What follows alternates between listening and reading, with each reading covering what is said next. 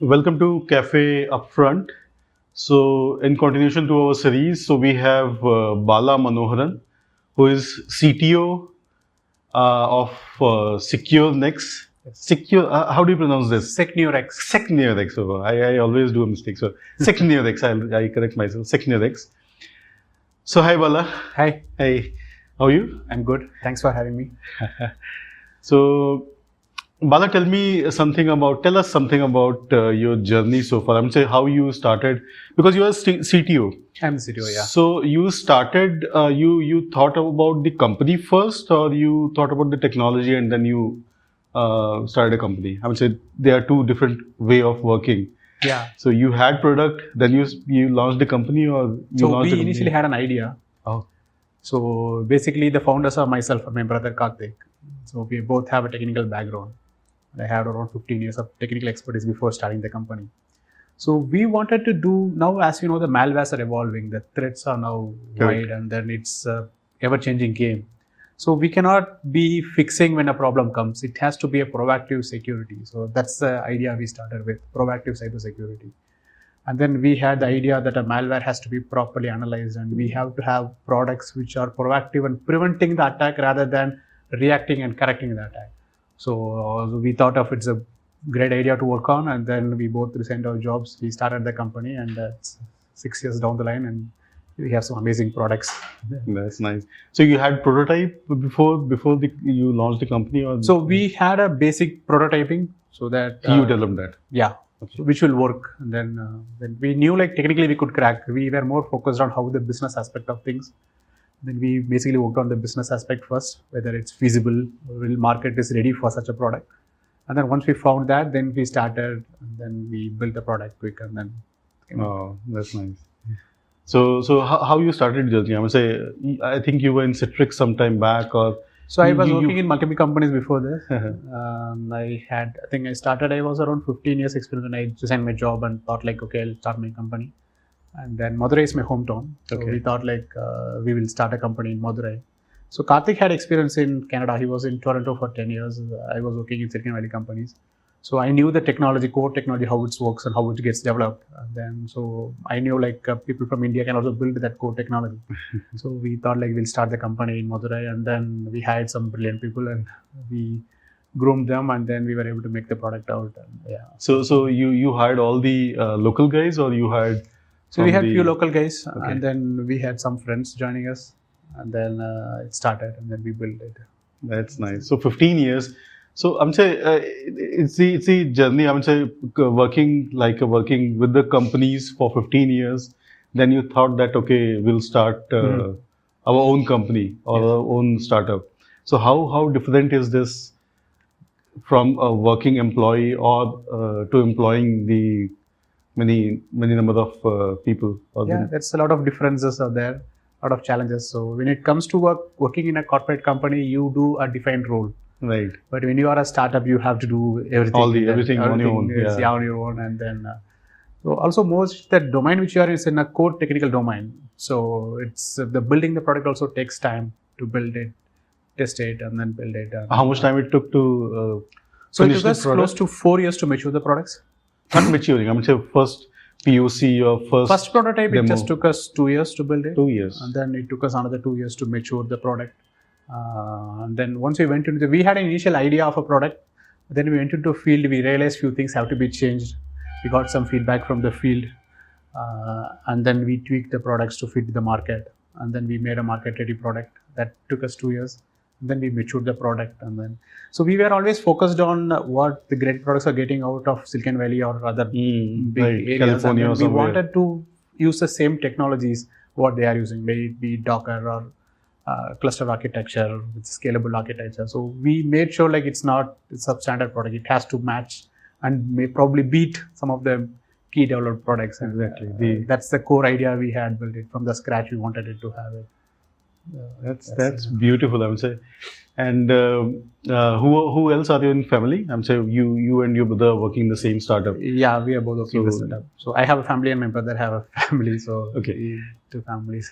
So okay, and parents are staying in the same city, yes, or they are in different My parents cities? are from. Actually, I was born and brought up in Madurai. Madurai only. Yeah, my parents, everyone is from Madurai.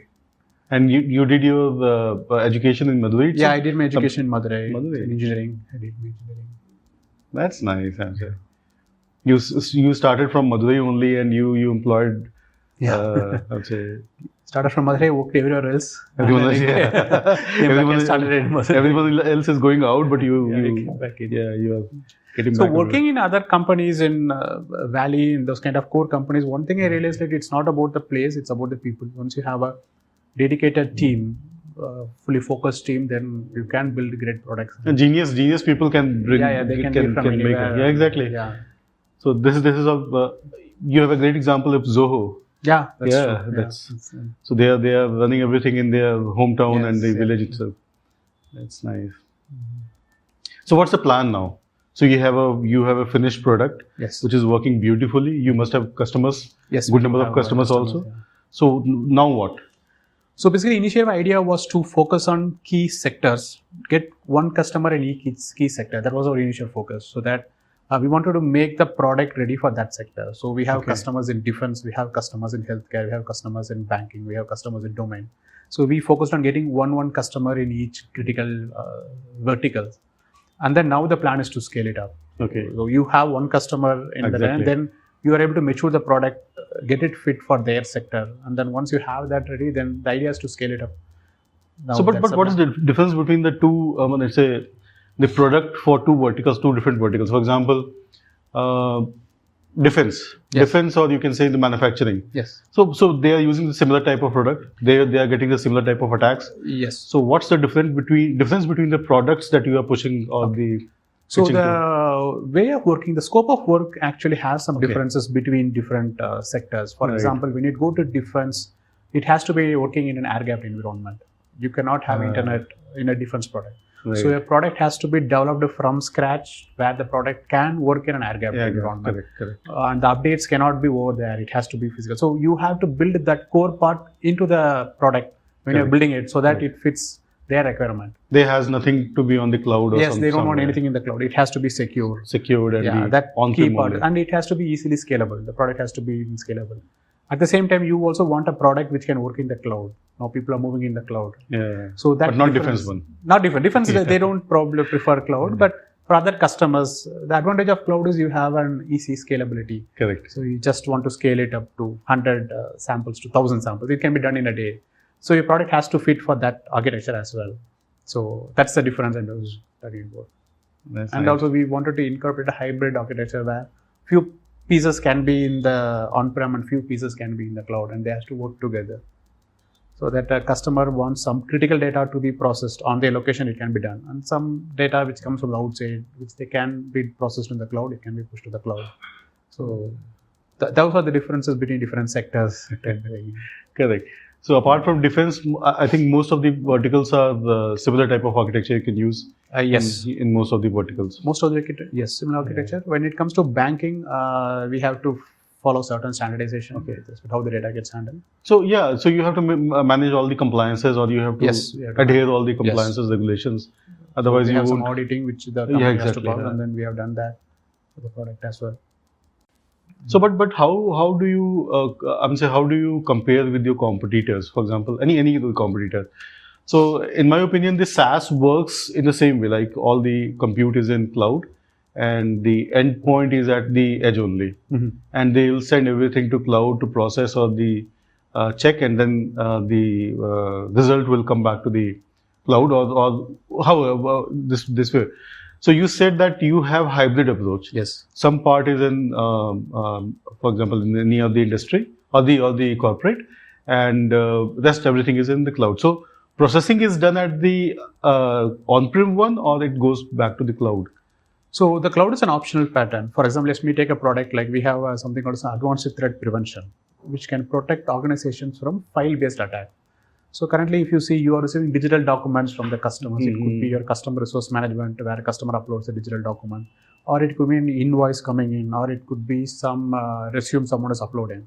So what someone can do is, like within the resume document, they can embed any malicious object and then send it across. If someone clicks it, then it's gone. It can explode. And so we have developed a technology called as CDR, which is content disarm and reconstruct.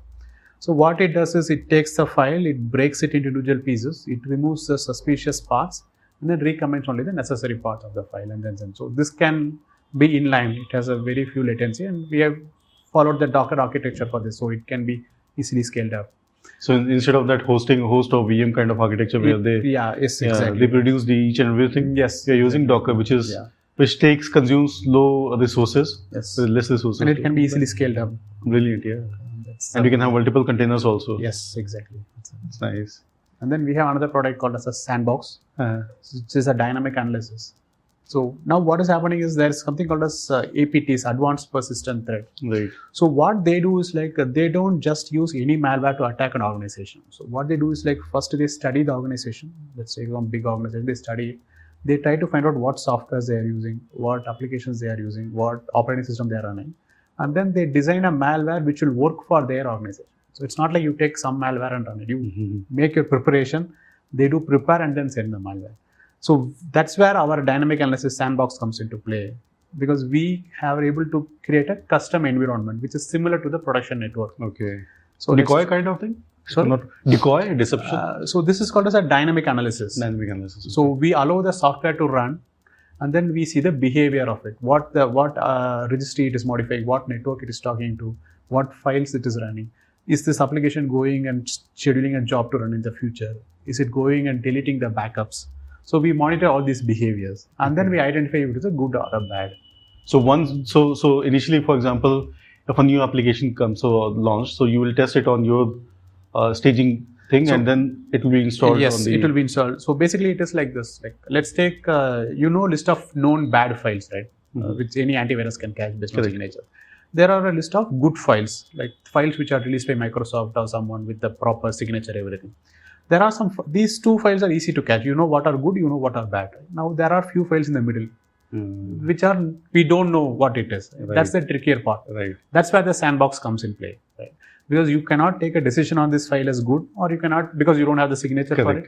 You don't know if it is good because it is not signed by someone. Now what do you do with those files? Now you let it run in an isolated environment. So it's kind of a setup similar to your house, where you allow the robbers to come and rob there. Now you will know what they are taking up. And then you know whether he's robbing or he's just sitting simply. Right. If he's sitting simply, then okay, he's a good guy, get it. So you just don't read him from the face value, you make him do things. So that's the idea of a sandbox. So, and we have integrated this sandbox along with our CDR, content disarm and reconstruct technology.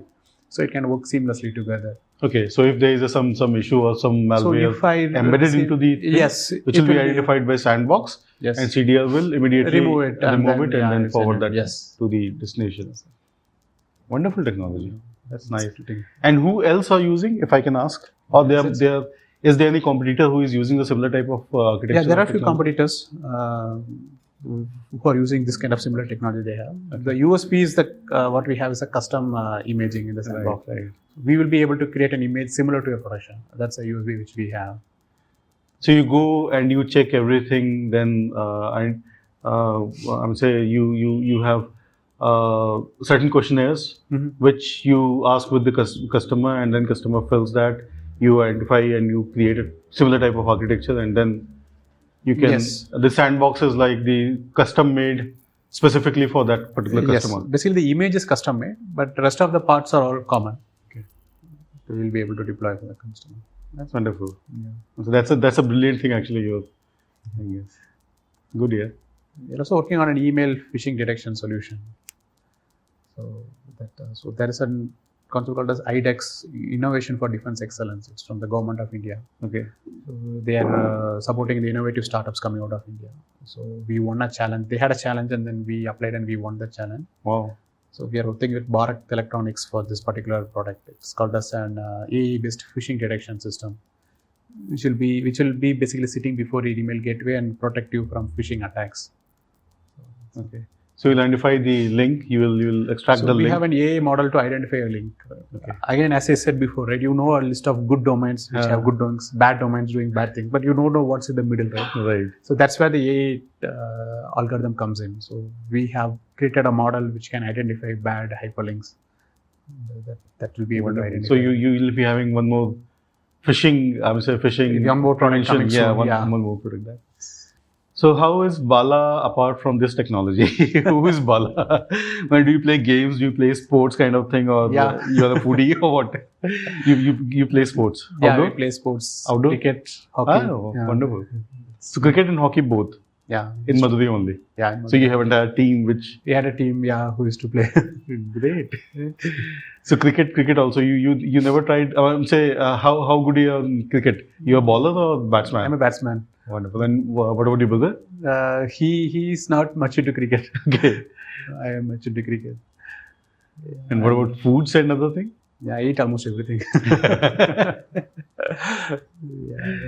It's like we love Otherwise, food. Chennai is the paradise for food also. Yeah. But you know, Delhi is also Yeah. foodies paradise. Yeah. I'm currently staying in Bangalore. Okay. So Bangalore also is good for food. And then, That's a cosmopolitan city Yeah, actually. You can find any or Yeah, every kind of food available in globe. yeah. It's good. And how frequently you travel? I'm almost once every couple of weeks I used to travel to Madurai. To Madurai To or Madurai. to I'm actually other? staying in Bangalore. I travel to Madurai frequently. And then I travel to Delhi to meet customers or to meet partners. Most of the time is in traveling. So you stay in Bangalore because all the entire company is in Madurai. So you stay in Bangalore. So you have a basically- setup in Bangalore also? Yeah, we have 4 of us working in Bangalore, working from home. They're working from home permanently. So Bangalore mainly because we wanted a cosmopolitan city in order to easily meet the customers. It's travel, exactly. everything is easy. That makes And sense then- also. Yeah, and then So all the corporate is in Bangalore, Yes. Delhi, Mumbai. Yes. So it's easy to travel, easy to meet customers. The core development team is from Madurai. Madurai only. And how frequently you travel outside of Bangalore? Pretty frequent, at least a couple of times a month outside. That's nice. So what's your plan now? So once you cracked one company or one organization in vertical, so now you got that. You Yes. got a award in your defense wala also Yes. for the AI phishing. That's one. Now what? So now the idea is to scale it up. So now Scale in the business sense or scale in the technology Scale in the sense? business sense. Okay. So business, because now the technology, because the point of getting one customer is to prove the technology as a market fit. Now once one guy is using, we are able to tweak the product based on the feedback. Now the product is ready. Now someone has actually validated the product. They have paid money for the product, which means like they have validated, they are happy with it. Right. So now the idea is to take it to other players in the same sector. And then, so now you have, it's no more just a talk. It's a product in the field, which actually works for someone X. Now it will work for other people as well. So we can take it to other people and then scale it up. So that's the idea we have now. So within India only. And what about the global? So our products can fit globally as well. Globally as well. So India, since we are in India, we are focusing on India first, and then we do plan to take it globally to US. We do have a customer in Europe. We have a couple of customers in Europe, but we don't want to take it to US, Europe, Middle East. So the Indian customers who are using in US or no, Europe? US customers, US customers, companies, proper yeah. US customers. US companies. That's wonderful. Yeah. That's nice. I mean, so you can take the references and then Yeah, we can take the select references and then we can take it up. So that's the you can plan. acquire other customers from the Yes. same vertical. That's nice. So any challenges you faced since inception? Yeah, there are a What couple are of they? challenges. Yeah. If you There can are always cite one or- challenges, yeah. If you can cite one or two, maybe in technology side or the funding or Yeah, so technology side, I did not face much challenge because I had a You were technical the background, so champion for I it. was preparing. So forming the company initially and then getting it, and then so technology is one part, but getting the product to the market, to the customer, and then convincing the customer of the product, and then making them pay for the product, that was the trickier part in my case. That was a challenge in my case, because I was able to build the product. Now another part was taking a product and then comparing, because everyone now there are products from other companies also, other countries also here, right? You have Indian products, you have products from the US market, other markets as well. Now a customer, even though we have a Make in India advantage, and no one is going to just buy only because of Make in India, they want to compare it with them. So we went through trials where the customers tested our product against the foreign products, and then once they see the value, like once they see it is, some cases it was on par with the foreign products, some cases we were even excelling them, then only they procured it. So that comparison was actually a challenging part. So we had to compare with them, we had to develop the features which are matching with that feature ABC. We might have ABC and they will have B, C, D. exactly. Now the D is missing. Now the D is maybe a critical part, may not be a critical part. the customer only can say. Exactly, and you have to convince the customer that The customer, D and then is we have not to, and then we have to develop it if the customer is. Yeah. Another thing which I found is once you have in a drawing board, you have a product, idea of a product. You draw it and then you make the features A, B, C, D. And then maybe the feature A took a most amount of your time in building. And then when you take to the customer does not require A. Or A is something which they need 3 years down the line. Now you don't want to develop A and then you end up spending all your resources in developing a feature which is not used by the customer currently. Correct. That I had few hits and misses where I developed a feature which I was so excited, but the customers are not. Then we had to revamp it and then meet the feature which the customer needs. So you learn. Yeah. This is something which I had experience when I was working in other companies as well. Okay. So currently you have this tap to pay technology that was there in the year 2007 in Nokia phones. So there were few instances in Bangalore where you can tap and pay. It was live, but no one used it because NFC. NFC was there. NFC was there, but no one used it. Now everyone taps it their credit card. Whenever someone taps, I know like, okay, this was there 15, 16 years ago, but there it didn't catch up because the infrastructure has not grown at that time. Correct. So that's the thing, right? You develop a feature, maybe it's useful 15 years down the line, but you have spent time developing it which no one's using. You may be visionary, but customer is not on the market. Customer is on the margin for that. They don't want that feature because the infrastructure has to develop for that feature to make sense. So that's a crucial part. That's something which I learned. So unless you take it to the... We brought one of the company that is called as Red Sox. Okay. So Red Sox is basically detection or monitoring tool to monitor the malwares. Oh, understood. I think 7-8 years back, and it has sandboxing as well. Okay. But detection was the main feature. Okay. But at that time, 7-8 years back, detection was not a very good tool or good thing to have in the corporate. Okay. Yeah. So we failed miserably. Yeah. So that was the thing that you. Yeah, that's something which I also learned. That's nice. So who's a better sales guy, you or Karthik? I think I am. Maybe you should ask him. He may say he is the better guy. Yeah. But he's core sales guy now in your company. Who's the core? I'm the core sales guy. I'm taking care of the sales. So you're CTO also. You're sales guy. Yeah, also? I'm CTO also and sales guy. Multiple hats you are wearing. Man. Yeah. You're a startup. You have to wear multiple hats. Exactly that. No, but the advantage of with you is you are two guys. Mm-hmm. You're two brothers. I mean, say you can segregate between the roles. Yeah. So you will handle only the sales. You will handle only the technology, so that there should not be any the feature mismatch in the technology part, which you are handling, or the sales. Sometimes we fight. It happens, but then we patch up. But then you have to. Yeah, we have to fight. Because you are passionate about something, right? If you don't have a passion, you wouldn't have started the company. There is a passion to start it. When you are passionate about something, you do tend to argue, and then, but end of the day, you realize like, okay, he's correct. You don't say him that he's correct, but you agree to it. Because he's your brother. Yeah. You cannot say that. So, what is the age difference between you and Karthik? 7 years. He's elder? He's elder. That also you cannot fight also that you can... Yeah, I cannot. Maybe. And when we were young, he used to... I cannot fight with him because he was 7 years elder to me. Yeah, he should have slapped or beaten you multiple times. The thing in Indians, families like the elder brother, they don't take your opinion even if you say something. When I was a kid, they just do what they want to do. I agree. So how you convinced your brother to come down back to Madurai and then that's a seriously because he is elder to you, 7 years elder than you. And so I'm saying he was established in Toronto. He was established in Toronto, yeah. He must be earning very good handsome amount. So how you can? That's a big thing actually. You convinced him. Yeah. He must be married at that time. Yeah, he's married. So how you convinced him to come back to Madurai? Yeah. At that time also. Yeah, at that time also he has 2 kids. I also have 2 kids. So yeah, I told him about the idea, and then so basically it was a couple of years of talking to each other. Convincing. Yeah. So he was also interested to start a company, and I was also interested. And then we thought like our wavelength is matching, and that started. So initially we had some mismatches, but then after some time, after 3-4 years, like I understood how he works. Because even though he's my brother, I have not worked technically with him. We were never in the same company. We used to discuss technology, but not working on the same technology. Right. So initially we had some hiccups, but after 1 or 2 years, I understood how he works and he understood how I work. So we patched up, and then we were How able not to fight. How not to fight. Yeah. How to keep quiet when he is correct. Exactly. I don't agree with, I don't say to him that he's correct, but okay, I understood. Yeah. Okay, he has a point. He is a I'll point. keep quiet. Just follow him. I don't agree at that point, but maybe 2 days later I say like, okay, let's do what you said. Same thing, he follows the same technology. So, so we are able to work together. So that nice. initially we had a core bonding when we were kids. So that helped a lot.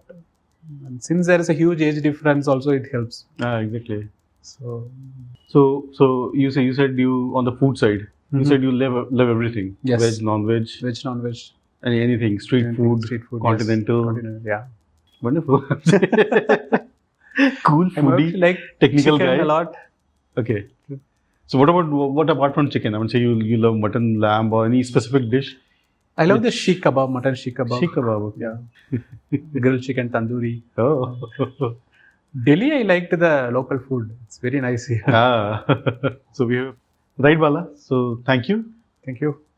Thanks a lot. Yeah. All the best. Thank you. And I hope if we can help you in your journey. So definitely we are the part of the company, but Yeah. we would love to help you with the sales, if possible, sales or technology. Definitely, yeah.